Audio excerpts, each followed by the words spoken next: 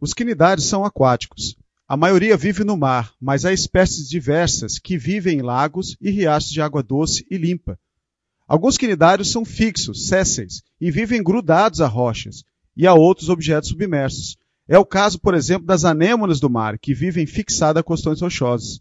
Outros quinidários livres e natantes, isto é, capazes de nadar, e o fazem impulsionados por jatos de água lançados pelas contrações do corpo. É o caso das águas-vivas, que aparecem nas praias em certas épocas do ano. Existem dois tipos morfológicos de quinidários, os pólipos e as medusas. A forma de pólipo lembra um cilindro.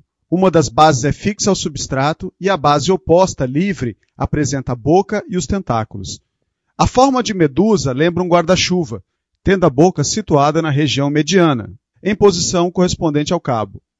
Há geralmente longos tentáculos ao redor da boca, chamados braços orais, e tentáculos finos nas bordas do corpo. A boca desses animais é circundada por tentáculos moles, que estão ligados a uma cavidade digestiva, chamada cavidade gastrovascular. Ela apresenta a forma de um saco e pode ser ramificada ou dividida por septos. E esses animais não apresentam ânus. Eles apresentam um sistema digestório incompleto. O corpo desses animais apresenta duas camadas de células, uma epiderme externa e uma gastroderme interna, apresentando pouca ou muita mesogleia entre essas duas camadas. O esqueleto desses animais é calcário, no caso dos corais, ou pode também estar ausente, no caso das águas-vivas. Vamos falar dos sistemas dos quinidários. O sistema digestório é presente e incompleto. Ele é chamado de incompleto pois só apresenta boca, não apresenta ânus. E a partir de agora, a digestão passa a ser extracelular, ao contrário dos esponjas, que era exclusivamente intracelular. A partir de agora, todos os animais vão apresentar esse tipo de digestão, extracelular inicialmente, continuando, se for o caso, intracelularmente. Os sistemas circulatório, respiratório e excretor estão ausentes. Não existem órgãos específicos para executarem essas funções. Tudo acontece por difusão, diretamente entre o corpo e a água onde o animal está. O sistema nervoso está presente, é um sistema bastante simplificado. Ele é chamado de difuso, ainda não apresenta um órgão centralizador.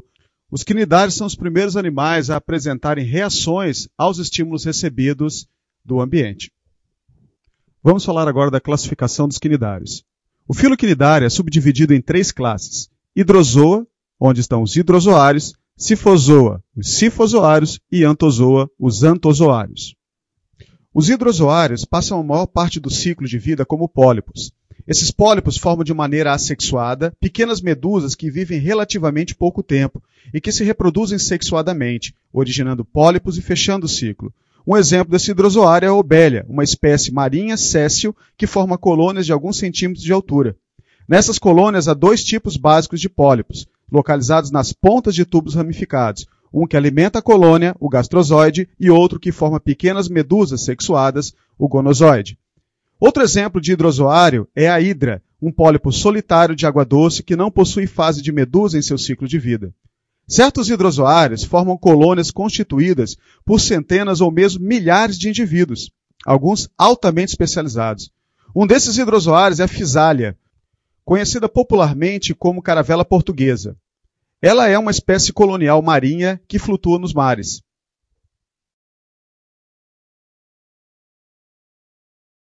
A caravela é uma colônia polimórfica de pólipos. Neste caso, cada pólipo apresenta uma função diferenciada.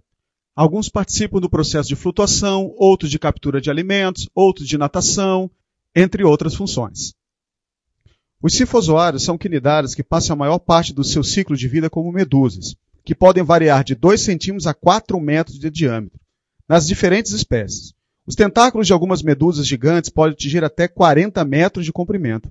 As medusas dos cifozoários são organismos sexuados, geralmente dioicos. A fecundação ocorre dentro do corpo da medusa fêmea, e o zigoto origina um pequeno pólipo de vida curta que logo forma novas medusas. Os cifozoários, conhecidos como águas-vivas, são comuns em certas praias em determinadas épocas do ano. Os antozoários mais conhecidos são as anêmonas do mar e os corais. São organismos exclusivamente marinhos e, diferentemente de hidrozoários e cifozoários, apresentam somente um estágio de pólipo em seu ciclo de vida. As anêmonas do mar mais típicas são pólipos solitários, que vivem desde a zona das marés até as grandes profundidades oceânicas. Podem atingir até 1 metro de altura, mas as espécies mais frequentes têm cerca de 10 centímetros. Os corais são geralmente coloniais. Seus pólipos, que lembram pequenas anêmonas, produzem um esqueleto de carbonato de cálcio que resiste após a morte do animal. Novos pólipos crescem sobre os esqueletos dos antigos e, após centenas ou mesmo milhares de anos, originam grandes estruturas rochosas conhecidas como recifes de corais. Vamos falar então da reprodução dos quinidários. Os quinidários se reproduzem, em sua maioria, por metagênese ou alternância de gerações.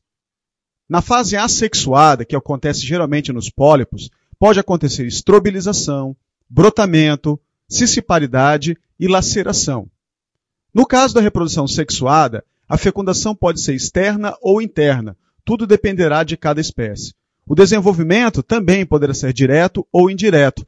Geralmente, na fase indireta, existe uma larva ciliada natante, denominada plânula. Vamos olhar um pouco mais de detalhes agora adiante. Para falarmos da metagênese, vamos tomar primeiro como exemplo a obélia, que é um exemplo de hidrozoário. Na colônia da obélia existem pólipos chamados de gonozoides e pólipos digastrozoides. Os gonozoides são os responsáveis pela reprodução, enquanto que os gastrozoides são responsáveis pela nutrição da colônia. A partir dos gonozoides, alguns brotos de medusas sairão e se transformarão em medusas adultas. Essas medusas adultas são responsáveis agora pela reprodução sexuada da espécie. O macho liberará seus gametas na água e a fêmea liberará os seus óvulos. Dependendo da espécie, poderá acontecer até uma fecundação interna. Bom, neste caso, aconteceu a liberação dos gametas na água e eles se encontraram e formaram um zigoto. Este zigoto, ao se desenvolver, se transformará numa larva ciliada e natante, denominada plânula. Esta larva, posteriormente, se fixará no fundo do mar novamente, dando início à formação de uma nova colônia, reiniciando assim o ciclo de vida deste hidrozoário. Vamos falar agora da metagênese da aurélia, a popular água-viva. O pólipo adulto agora realiza a estrobilização, um tipo de reprodução assexuada onde a parte superior do pólipo se destaca e cada pedaço destacado agora é uma medusa jovem, que nós chamamos de éfira. Esta éfira atingirá a fase adulta e se transformará agora em uma medusa adulta, a forma livre desse tipo de quinidário. Existirá a medusa macho e a medusa fêmea. O macho liberará os seus gametas na água, que entrarão no corpo da fêmea. Neste caso, a aurélia faz uma fecundação interna. No interior da fêmea será formado o zigoto, que, quando começar a se desenvolver, se transformará também em uma larva ciliada e natante chamada de plânula, já isso no ambiente. Essa larva plânula se fixará ao fundo do mar, formando um pólipo jovem, ou também chamado cifístoma. Este pólipo jovem, amadurecendo, se transformará em um pólipo adulto, iniciando assim, novamente, o ciclo de vida da aurélia. Vamos olhar a seguir alguns representantes das 10.000 espécies existentes neste planeta. Conhecidas, hein? Nesta tela vemos alguns representantes dos hidrozoários, a caravela portuguesa, a hidra e a obélia. Nesta próxima tela, vemos alguns representantes dos cifozoários, algumas espécies de águas-vivas. E nesta tela, vemos os representantes dos antozoários, uma anêmona do mar e um exemplo de corais. Vamos falar agora do nosso terceiro filo, o filo dos plateumintos. São pelo menos 20.000 espécies de plateumintos. Do grego platis, plano, achatado, e eumintes, verme ou fita. Então temos agora os animais de corpo achatado, neste caso, dorso ventralmente, cujos representantes mais conhecidos são as planárias, os esquistossomos e as tênias. Vamos analisá-los um pouco. Primeiro, as características embrionárias. Esses animais são eumetazoários, portadores de tecidos verdadeiros. São os primeiros triblásticos da nossa escala zoológica, apresentando agora a ectoderme, a endoderme e o terceiro folheto embrionário, a mesoderme. Agora, lembre-se, a partir de agora, essa característica não desaparece mais nos próximos filos. Esses organismos ainda não apresentam celoma, portanto são acelomados. São animais protostômios, como os quinidários. São animais neuromiários, Porém, agora o sistema nervoso deles passa a ser centralizado.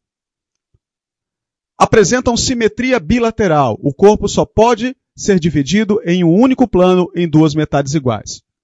E não apresentam a metameria, como todos os animais que vimos até agora.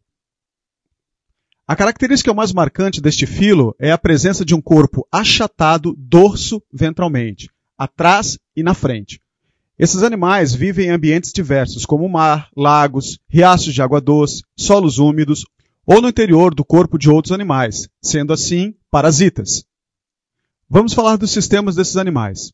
O sistema digestório está presente, porém ainda é incompleto, só apresenta boca e ainda não tem ânus. A digestão é extracelular. Porém, a classe cestoda, que é a classe da solitária ou tênia, não está presente no sistema digestório. Portanto, esses animais não têm capacidade de fazer digestão. Eles precisam se alimentar através da sua pele dos nutrientes já previamente digeridos pelo hospedeiro aonde eles estão localizados. Portanto, a nutrição dos cestodas é heterotrófica por absorção. O sistema circulatório está ausente. Todo o transporte no corpo do animal acontece por difusão. Para a excreção desses animais, existem agora as células flamas, ou protonefrídeos, ou solenócitos.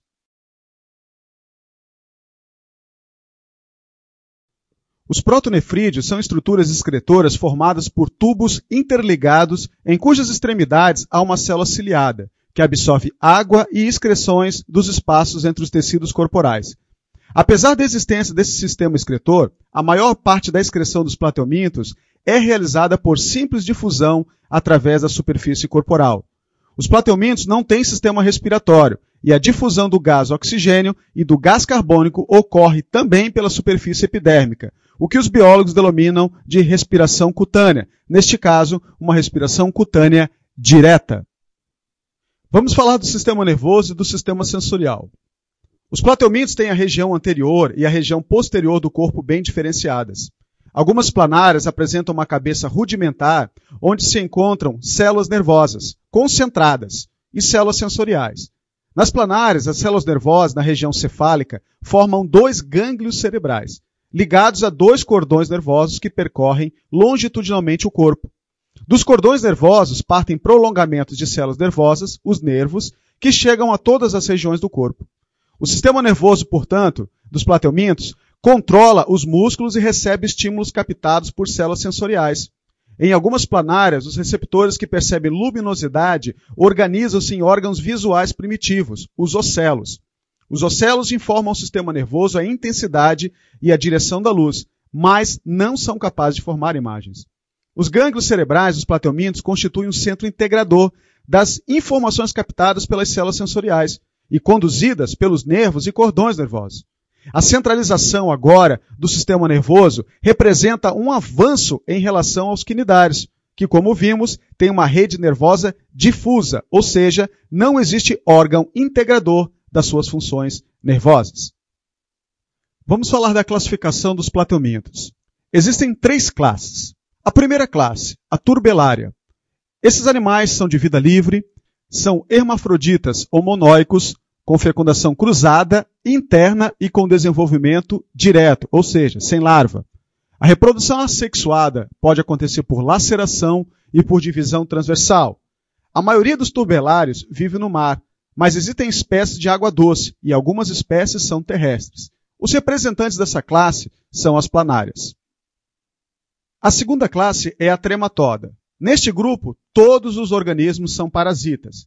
Ela é constituída tanto por espécies ectoparasitas, que vivem externamente ao corpo do hospedeiro, como por espécies endoparasitas, que vivem dentro do hospedeiro. A maioria dos trematódeos possui ventosas, estruturas capazes de fixar o parasita ao hospedeiro. Uma espécie de trematódio endoparasita bastante conhecida é o esquistossoma, o verme causador da esquistossomose. Outro representante deste grupo é a facíola hepática. Mais adiante estaremos falando das doenças causadas pelos mesmos. A última classe é a cestoda. Neste grupo, eles não apresentam sistema digestivo. O alimento é incorporado pela superfície do corpo desses parasitas. Neste grupo só existem endoparasitas. Como exemplo, temos as tênias, que elas são monóicas, com com autofecundação. A estrutura do corpo de uma tênia é a seguinte: cabeça ou escólex com mais ou menos meio milímetro, o colo e o tronco ou estróbilo, constituído pelos anéis ou proglótides, que apresentam mais ou menos meio centímetro de diâmetro.